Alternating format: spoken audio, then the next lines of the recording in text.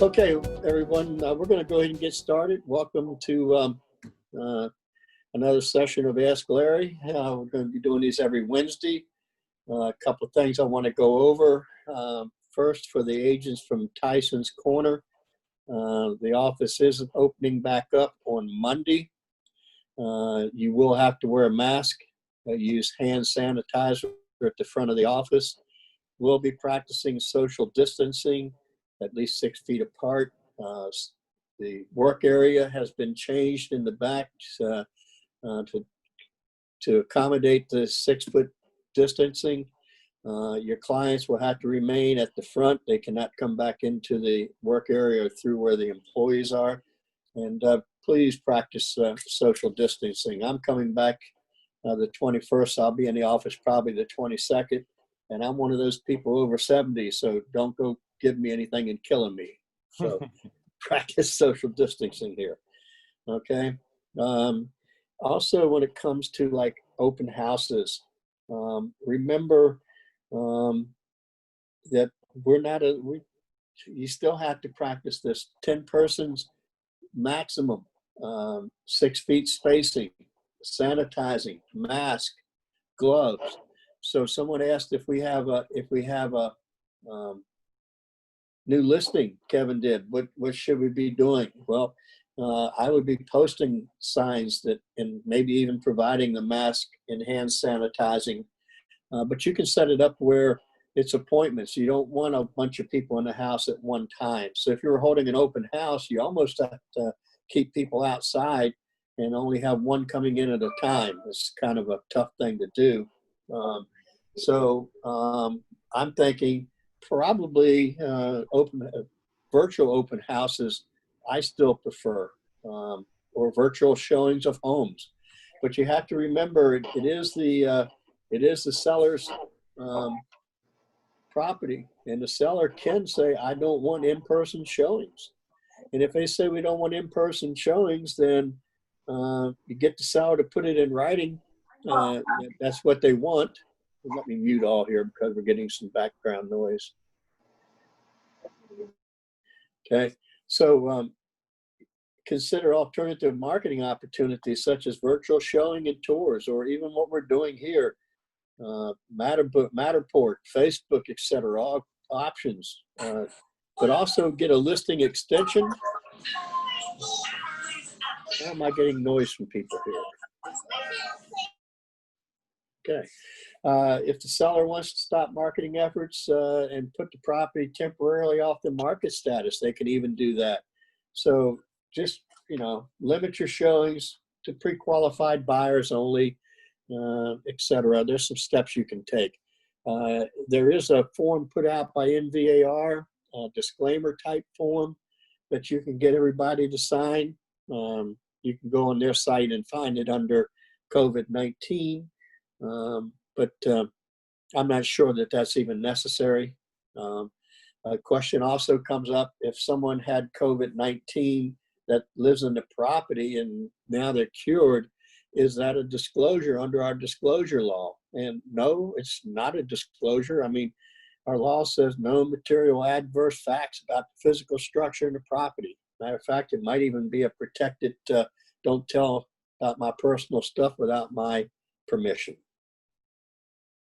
Another question before we get in, because I want to go over the rest of the laws we didn't get to last week, but voiding contracts. This continues to be a question the managers are getting. If the buyer wants to void the contract, and there's only a couple of reasons why they could void: home inspection, condo documents, okay? Then you have to do it properly. You have to void the contract first and then sign the releases. If you are using the release only, you are risking losing the right to void the contract. We we made available for you to download contracts package that says 1219 on it. If you have that package, I would ask that you go to page 40 of that package, and it should say on there, notice to void a contract. So anytime you are going to void a contract, you need to use the notice to void, and that's only if the contract gives you the right to void. It should be around page 40. Looks like this, notice to void a contract. So if they're in the time period for the home inspection, they want to void, you use this form, and then the form specifically says this is not a substitute for a release. They're two different actions. If you would then go to page 17 or thereabouts in this package, is the other one called a release. You can do them both at the same time. But if you don't kill first, if you don't void first, then they may very well have lost their right to void a contract, even though you sent a release over. I'm not going to go into too great a detail about that today because we've covered it in the past. If we need to, again, then we'll do a session on it.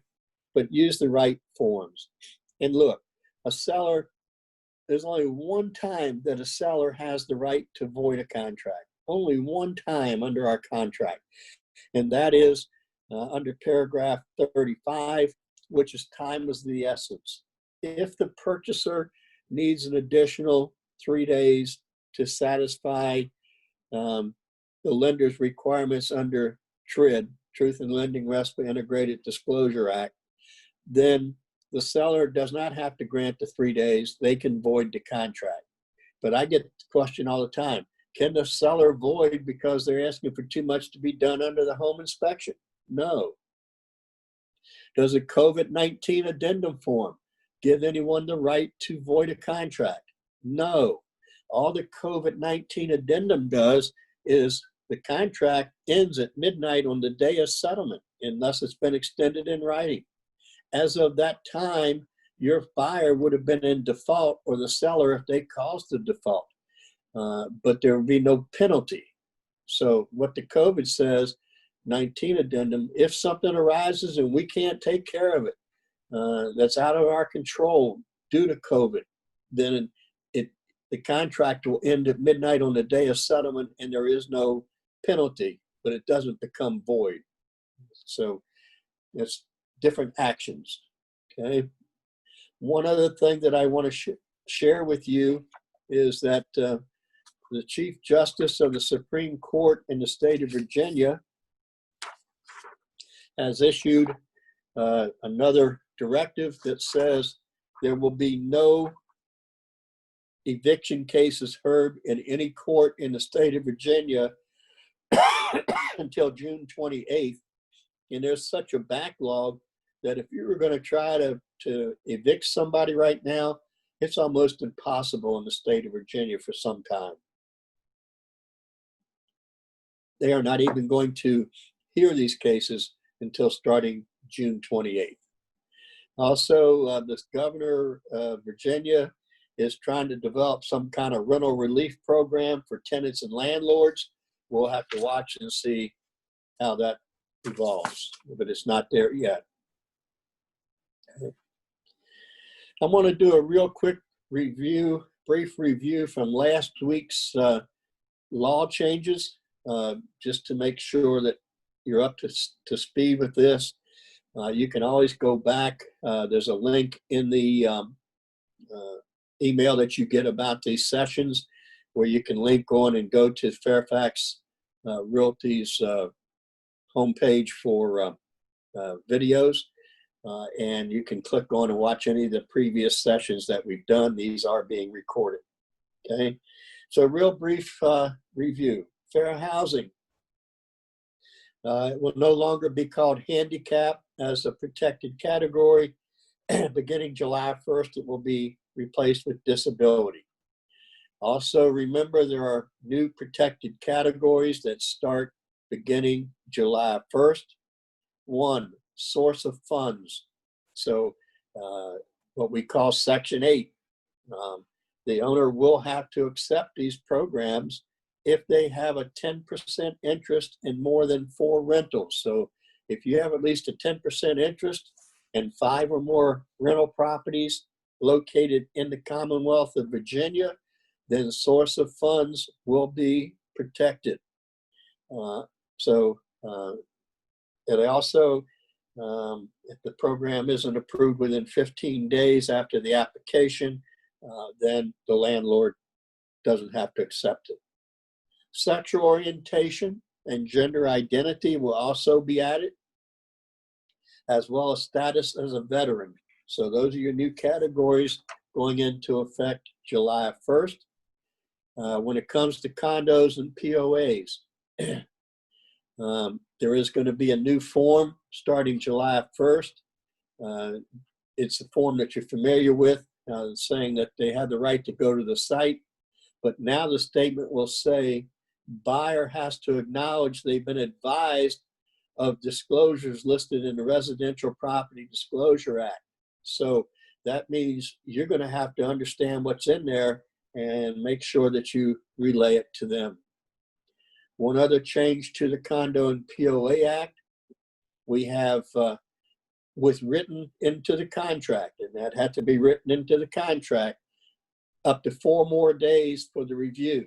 So the law is 3, but they will allow up to 7 days if you write the additional days for review into your sales contract. Can't shorten the time, can't go more than 7 days, but if everybody agrees in writing, give a little bit more time to read through that volumes and volumes of documents. It also removes, now the law is going to remove stormwater management facility from the 12. I'm not going to tell you I have, you need to check it out, and makes it a separate affirmative disclosure. You've heard me say before, there are 5 one-page disclosure forms required by our law. One of them was Chinese drywall. That will no longer be a mandatory disclosure after July 1st. That will be moved into the ones where I'm not telling you I have, but it has been replaced by stormwater management facility. Will have a separate one-page disclosure if the owner knows they have it. The other ones being meth lab, military aircraft, septic system waiver, and known defect to your property that you received a written notice about.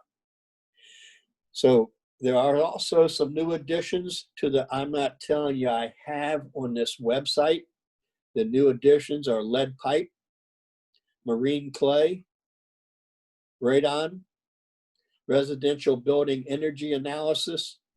They've moved defective drywall to one of the I'm not telling you I have, check it out, and dams. So there will be quite a few new categories to be familiar with come July 1st.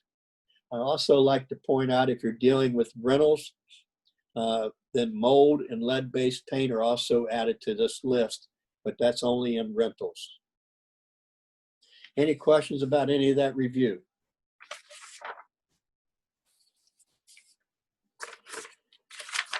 Good. Well, then we're going to pick up with the rest of the laws we did not cover last week. The first one being Senate Bill 653, real estate brokers and escrow funds. This one is pretty important if you're dealing with any kind of rentals. Provides that in the event of foreclosure of real property, all rent monies, regardless of when received, shall be deposited in an escrow account by the end of the 5th business banking day following receipt, unless otherwise agreed to in writing by the principals to the transaction. So this is saying, folks, no more first month check being made out to the real estate company and put into your general account. It's any money received is now going to have to go into an escrow account and be cut out of the escrow account back to the company when it's due and receivable. That way it's going to protect the funds of everybody for the future, okay? And that's a pretty big change. And it's the end of the 5th business banking day following receipt, unless otherwise agreed to in writing by the principals to the lease transaction. Okay. And anything that you receive prior to the lease being signed and money dispersed is application deposit. And all that has to go into an escrow account also within 5 business banking days, which means you may not want to receive a whole lot of these different checks until it's time for the lease to go into effect. Okay. Virginia President, next one is House Bill 1161. These were all sent to you last week in a link. They're probably in the link again today, so hopefully you downloaded these new laws that are going into effect. So the Virginia Residential Property Disclosure Act requires lead pipes as a disclosure. So you have to disclose whether the property contains any pipe or plumbing fixture, fitting, solder, flux that does not meet the Federal Safe Drinking Water Act. The bill also requires any licensee who is engaged by a landlord and who has actual knowledge of the existence of any pipe or plumbing, fitting, fixture, solder, etc., to disclose that information to the prospective tenant in writing. So this lead paint disclosure for pipes. I remember the first house I had in Arlington, the pipes bringing the water, drinking water into the house were lead pipes. We didn't know much about it back then, so hey, my kids survived. So, but it's now disclosure. Okay, so this disclosure. Does somebody have a question? Because I can hear. Like what I know from what I do, I still didn't bring my Okay, I'm hearing somebody, but I can't understand. So, all right. So, if you actually looked at the law, and I explained last week, if you click on the link in the actual statute that they sent to you, it will bring up the whole law. So this one also is in the Required Property Disclosure Act, and this deals with real estate agents.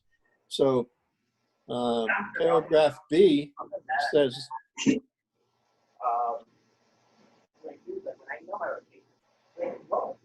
somehow I'm getting, I'm muting all again. Okay. So if you looked at your agency statute, which I'll be teaching on Saturday for the board, it said if a licensee has actual knowledge of the existence of defective drywall, well, that's been removed from the law now, okay? It's been replaced, so the drywall has been replaced with any pipe or plumbing fixture, solder, flux, etc., then you have to disclose it. So this one has been added directly. This one has been added directly to our statute for agency disclosure, not just for the disclosure by a seller. So this is an agent disclosure and a seller disclosure. Seller would be a one-page form. We would be required to make sure we disclosed it in writing. Any questions about that one?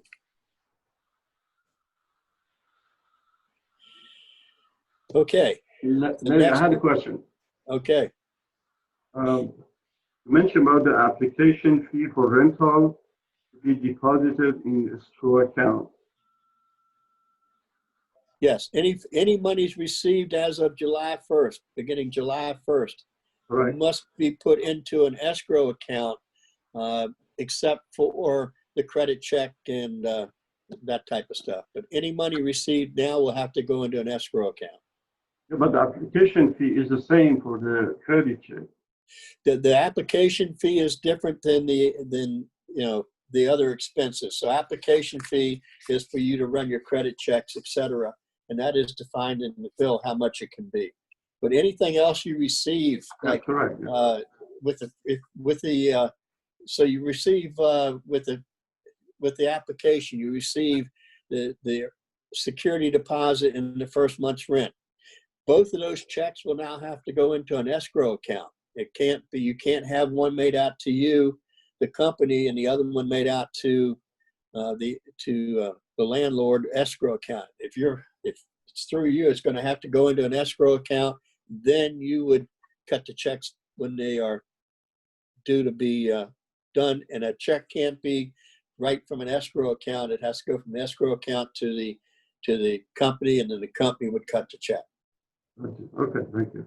Larry, Okay. a question I Yes. have is lead disclosure pipes. If you don't know, then you don't have to disclose, right? Some of the Right. If you don't know, there's nothing for you to disclose. and But this if is you for know, then you must disclose in a sale and also in a rental.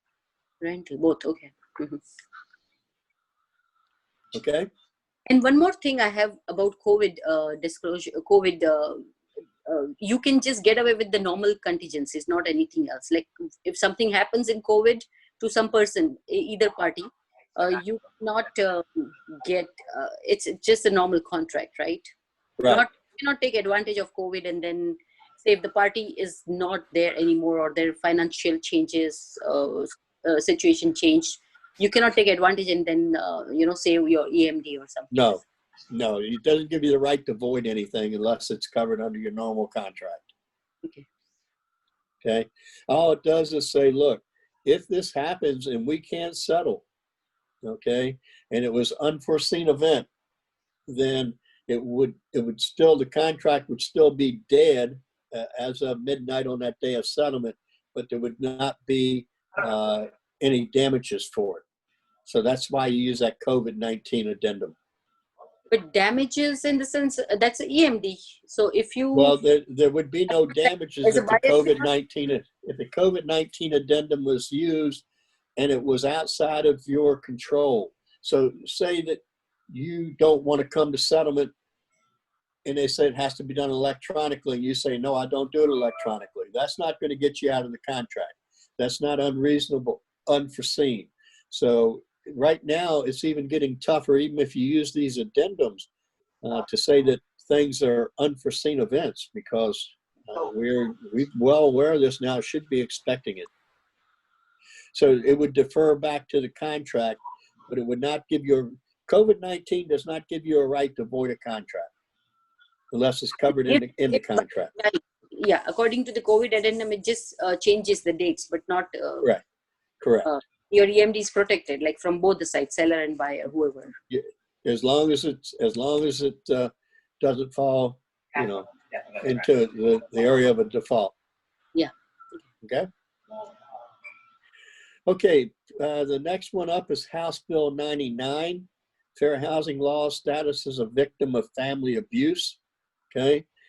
Allows an applicant for a lease to recover actual damages, including all amounts paid to the landlord as an application fee, application deposit. So the application fee is the fee that you pay to have your credit run and for the processing of the documents. Application deposit is any other money that you receive prior to it being due. Okay.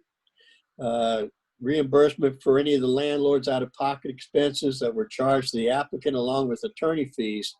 If the landlord does not consider evidence of an applicant's status as a victim of family abuse to mitigate any adverse effect of the otherwise qualified applicant's low credit score. So if this was a result of family abuse, victim has family abuse and they have proof of it, then you don't turn them down just because of a low credit score if they otherwise qualify for the property. Okay. What is So, family? Family abuse is defined under law, and they've been to court. Okay, and the court is, giving them that paperwork that says, these people suffer family abuse. It could be physical abuse, could be mental abuse, whatever. It usually results in somebody getting an order to stay away from another party. Okay. Now, I want to share with you part of Chapter 388 here, and that's the code for exemptions from renting to people. So I had this question earlier. I guess 2 weeks ago, and here's the answer to it. Nothing in this chapter prohibits conduct against a person because such person has been convicted by any court of competent jurisdiction of illegal manufacture or distribution of a controlled substance as defined in the federal law. You don't have to accept people that have been found guilty of that. It shall not be unlawful under this chapter for any owner to deny or limit the rental of housing to persons who pose a clear and present threat of substantial harm to others or to the dwelling itself. And a rental application may require disclosure by the applicant of any criminal convictions, and the owner or the managing agent may require as a condition of acceptance of the rental application that the applicant consent in writing to a criminal record check to verify the disclosures made by the applicant in the rental application. So the question was, can we require a criminal check? Well, you should have the question in your application, and it should be a question asked of everyone. And if the person answers yes to that, then you have the right to run the criminal check on that applicant, okay? And the owner or the managing agent may collect from the applicant monies to reimburse the owner or managing agent for the exact amount of the out-of-pocket costs for such criminal record. Just be aware, if you ask of one, you ask of all. According to the statute, it should be in your actual listing application, and for them to answer the question. Okay, so as far as this, getting some more mute again. As far as evidence of an applicant's status as a victim of family abuse, it is defined in our statute.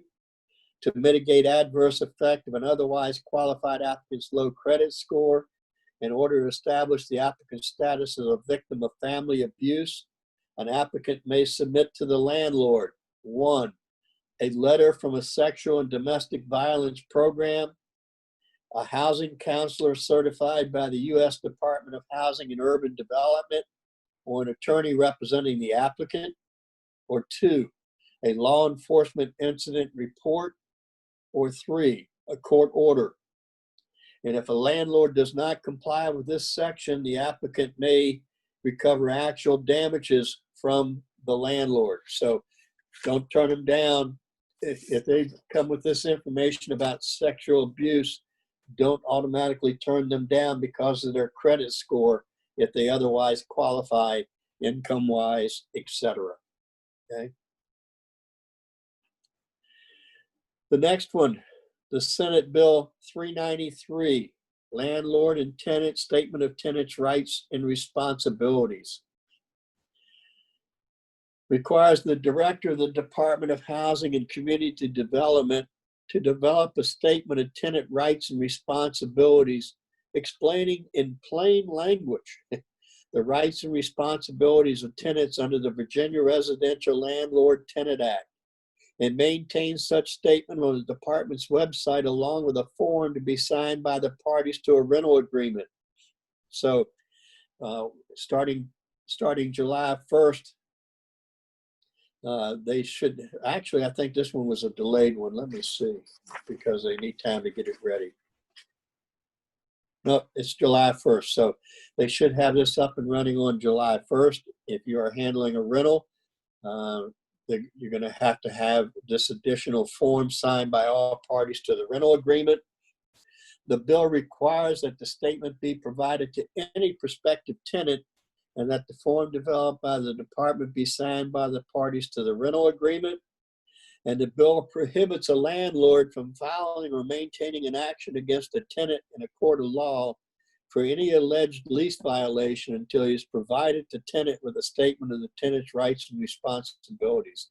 So this is one that you're going to have to add to what you get together for your landlord when you're handling the rental of a property.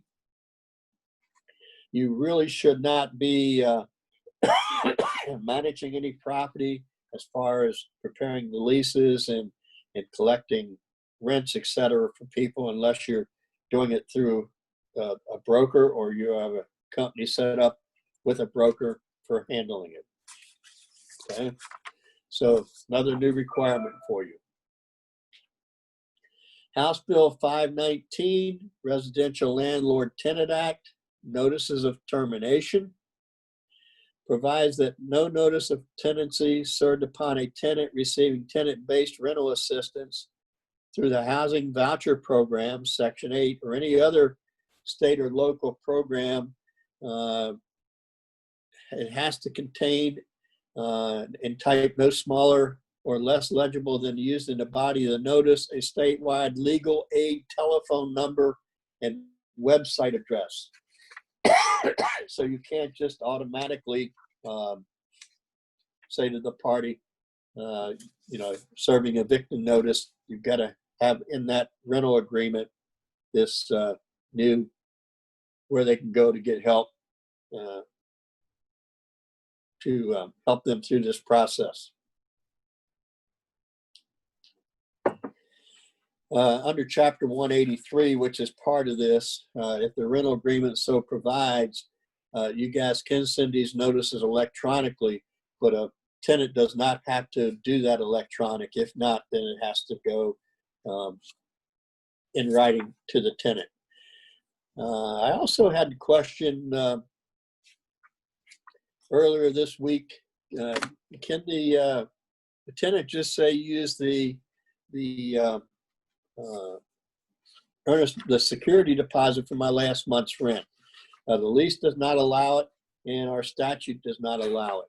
Okay, so no, you need to get an attorney then to send off a notice to that tenant that that's not allowed. That is to cover the expenses. Once again, know what are you going to do right now in this no eviction type thing or whatever if they hold over, etc. So it's not easy right now out there with this COVID-19 floating around. So next one up is House Bill 594, return of the security deposit. And this is just a clarification. The tenant security deposit minus any deduction for charges has to be returned within 45 days of the termination of the tenancy. And this is the change here, or the date the tenant vacates the dwelling unit, whichever occurs last. Okay, so it's just a clarification. The 45 days doesn't start until one of those two things, whatever occurs last, and that is usually the vacating the property. I also want to make sure that you understand under Chapter 384 of our law, when it comes to security deposits, no landlord may demand or receive a security deposit in the amount of the value of excess of 2 months periodic rent. Okay, and that includes if you're requiring the insurance policy, then insurance policy and security deposits cannot exceed 2 months total rent. The next one up, House Bill 1333, landlord and tenant damage insurance, provides a landlord may permit a tenant to provide damage insurance covering coverage meeting certain criteria in lieu of payment of a security deposit, but it caps the amount at no more than 2 months rent. Okay. Larry, Yes. the pet deposit is not included. No, pet deposit is something separate. Correct.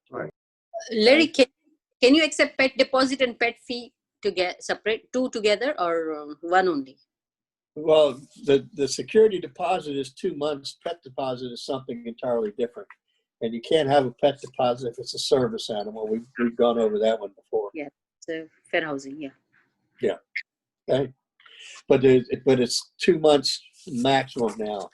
Now, there is a clause in there that says that you can require as a condition of tenancy that they have a commercial insurance coverage to secure the performance of the tenant and conditions of the rental agreement. So not just damage, but that they actually don't default on their payment rent, etc. But that is, once again, capped at 2 months rent total. Okay. Landlord and tenant remedy for unlawful ouster, ex parte issuance. Ex parte means that one of the parties is not there. So the judge of the General District Court may issue an ex parte upon a finding with good cause to do so. To issue a continuance, it must be held within 5 days of the issuance of the order. But once again, that's not going to happen until starting after June 28th, and that's if the Chief Justice of the Supreme Court in Virginia will allow it. Okay, so that's for you people that are helping property management, etc. Shouldn't affect too many of our agents. Landlord and tenant charge for late payment of rent restrictions. House Bill 1420 provides a landlord shall not charge a tenant for a late payment of rent unless such charge is provided for in the written agreement, and that charge cannot exceed the lesser of 10% of the periodic rent or 10% of the remaining balance due. So if they made a partial payment to you, but not all of it, it's limited to the 10%. We've been going through this COVID stuff. I don't know if any of you have had to request for delaying rent or reduction, but hopefully you've been able to handle that. And then Senate Bill 640, unlawful detainer expungement, and this just says if you brought a bill of unlawful detainer action in a general district court and it's been dismissed or non-suited, they can fill out the form that will be given by the Supreme Court of the state of Virginia to have that removed from their record.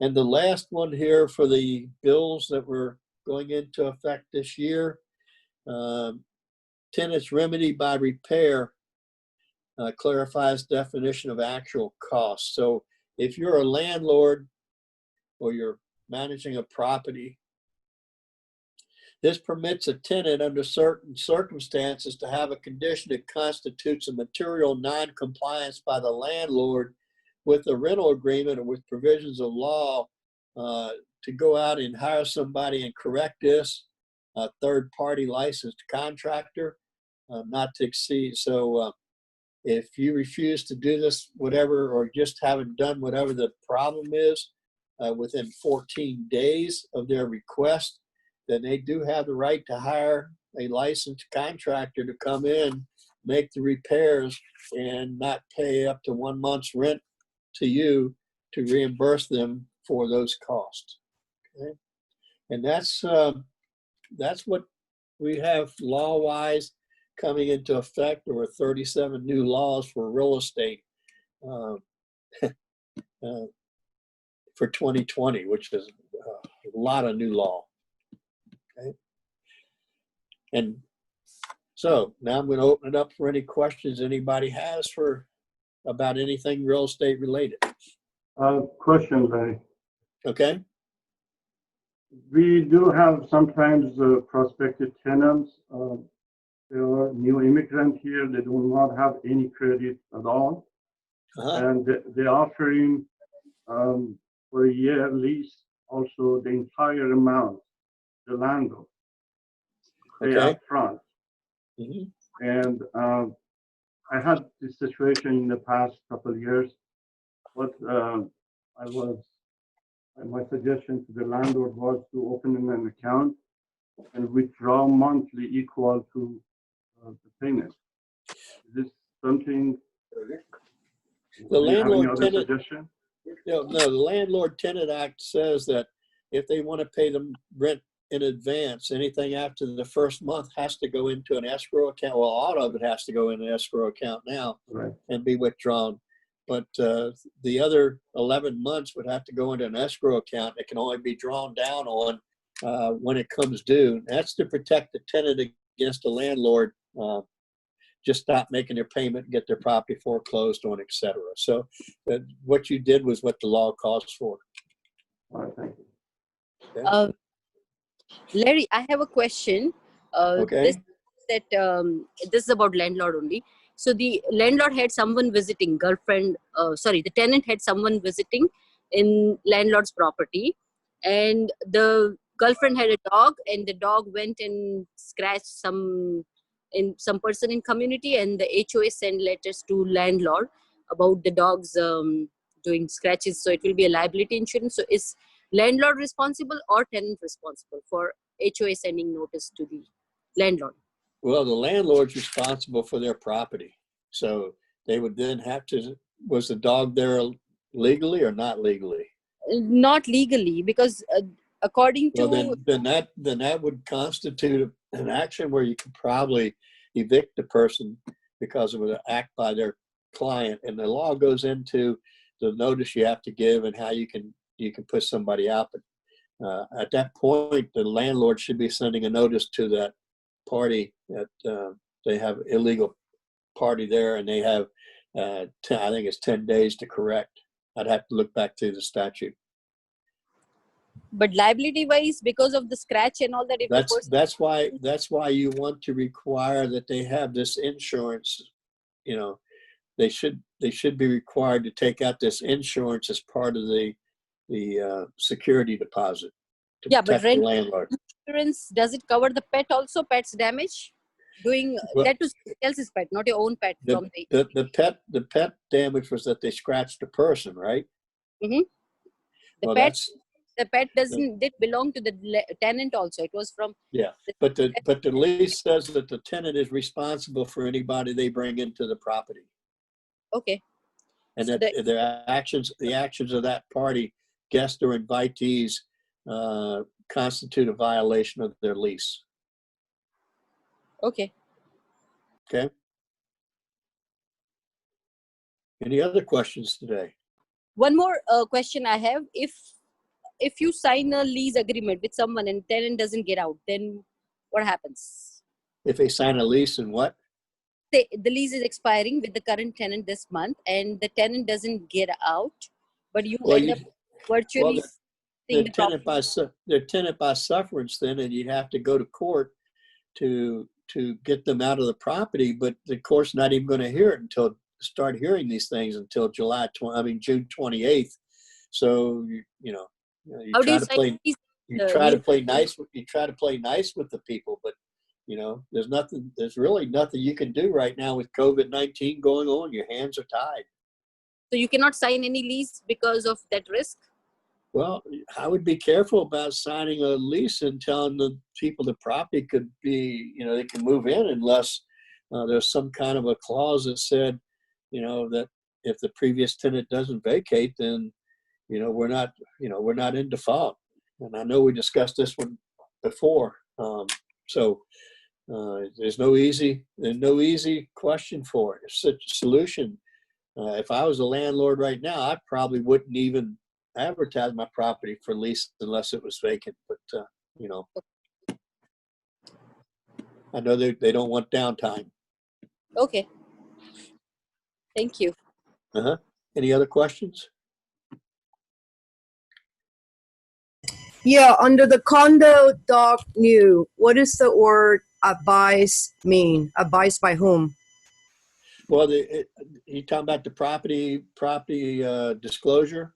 Yeah, the documents that you have certain amount of time now to review, blah, blah, blah.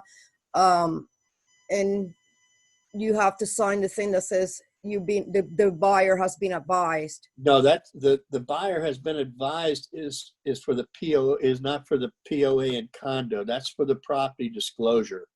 So there will be a form on the form that you give the parties that the owner signs and gives to the buyer, and they sign that they have the right to go to the site and see the disclosures.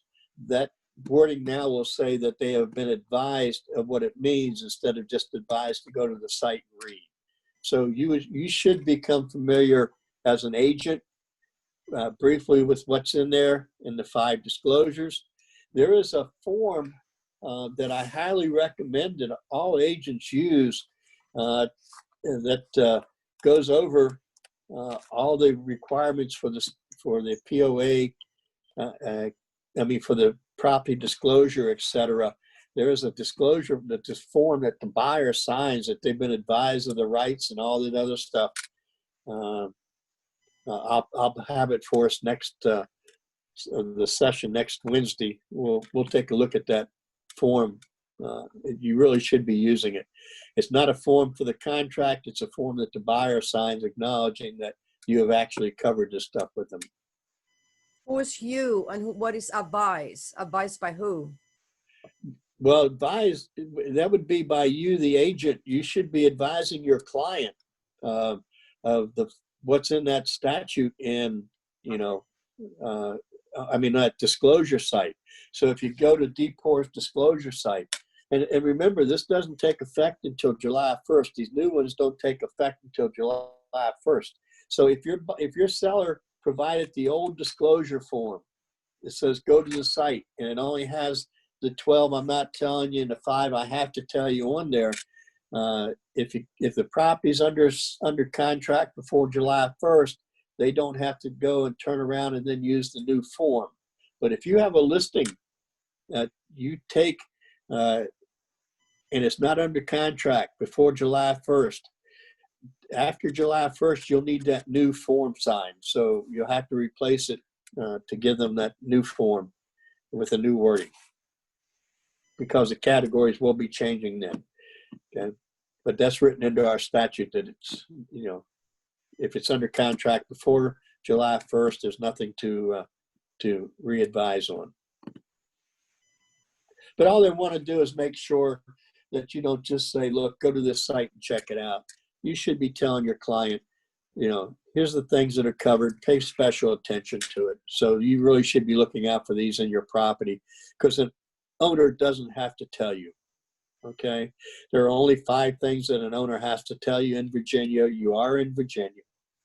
And, so you need to make sure you take care of this. And that's why they came out with that adverse protection form this year, that NVAR, to help make sure that people understand they should be doing this. Once again, a form that you can get signed, have in your folder, but it's not part of the contract.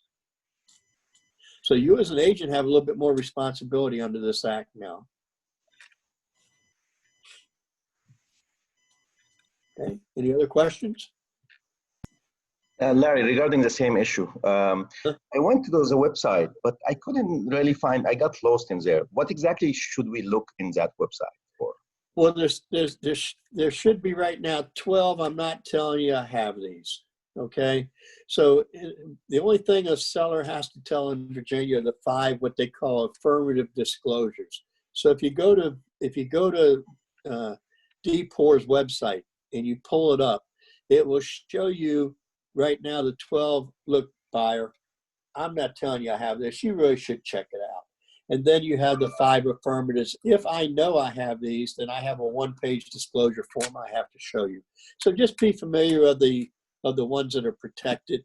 What we'll do is after they finally get this new one up on the DPOR site, and they won't do that till July 1st probably. We'll just pull it up and go over it as a session here.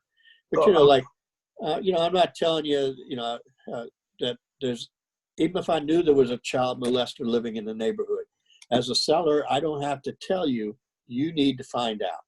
Okay, so it's not saying the agent has a duty to figure all this stuff out. Our only duty is to make sure that the buyer understands they should be paying attention to this stuff and checking it out themselves. So there is nothing reported specifically in that website regarding that apartment, for example, or that house. So no, it has nothing to do with that particular house, and that's why you need to make sure they understand. A disclaimer by the seller, a disclosure by the seller is nothing but a disclaimer, okay? In the past, we had the 2 forms, right? One where the owner would disclose everything they knew about their property, and one to disclaim. Well, they didn't have to really disclose anything, so they did away with that. So now we just have a disclaimer that says, I'm not telling you anything about my house. You really need to check it out. So we should make sure that the home inspector will take more care regarding this Well, issue. the home inspector wouldn't really be looking for those type of things.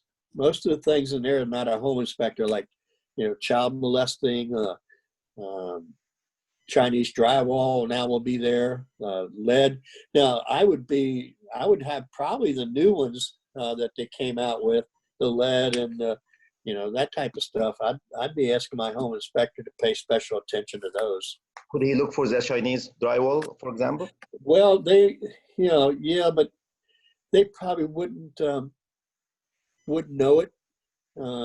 Actually, unless they pulled the insulation back up in the attic and saw the name. And I would encourage you to download the one-page disclosure form right now that's still out there for the Chinese drywall, because it gives the dates and et cetera on the bottom of the form when this stuff was used. So if your buyer was buying a house from in that time frame where it was used, I would probably make sure the home inspector, if they knew, check that out. So Larry, even if they have, say, used Chinese drywall and all that, so can you recommend to tear them down and put a new one or something? Or what is the well, the Chinese drywall, the Chinese drywall, the problem is in our area up in Northern Virginia is if the electrical wires, any bare electrical wires come in contact with this Chinese drywall, can cause a fire. Okay. Here in Florida, where I am right now, it has an entirely different effect. It turns everything green and can affect your breathing, etc., because of our climate. So most insurance companies know the areas that had any of this Chinese drywall used, and because of previous fires, etc. So it might show up even in a clue report. But it hasn't been that big of a problem, or they would not have removed it from the law that said it was mandatory disclosure to, we're just not telling you to check it out. okay? Okay. Any other questions? Well, good. Well, thank you for joining me today. We're up to 33 people, so we're growing. Please let other people know. And please, if you have questions, send them off to the managers and let them get them to me in advance, and I'll be glad to address them in these sessions. Anything else you want, Johanna? No, Larry, thank you very much. Just, to remind everybody, we'll be open on Monday, but to please follow the procedures to come into the office. They must bring masks. There's going to be hand disinfectant at the entrance. They have to keep their distance. I have already, fixed all the computers, and they cannot bring people into the back. I mean, they Okay. have the conference rooms where they can meet their clients. Okay. And I know Kevin said earlier in his office, he's got, the use of the office rules posted also. So Yeah, whatever I your have it all office is, posted out. so whatever your office is saying, follow those. If you don't need to go to the office, continue to work from home. Okay. All right. Well, thank you very much for joining me. And I will see everybody next Wednesday at 11.